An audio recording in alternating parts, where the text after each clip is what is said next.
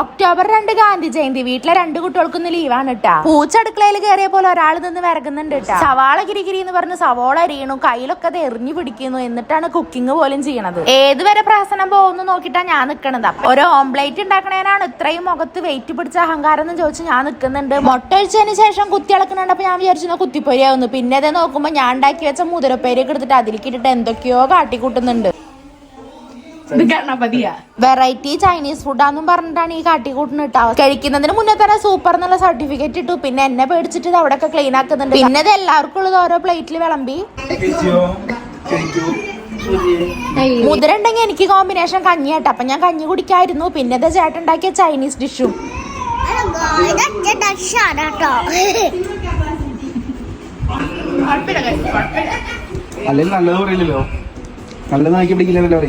അപ്പൊ ഇന്നത്തെ കുഞ്ഞു വീഡിയോ ഇത്രേ ഉള്ളൂ. ഇഷ്ടപ്പെട്ടെങ്കിൽ സബ്സ്ക്രൈബ് ചെയ്തേക്കണേ. ബൈ.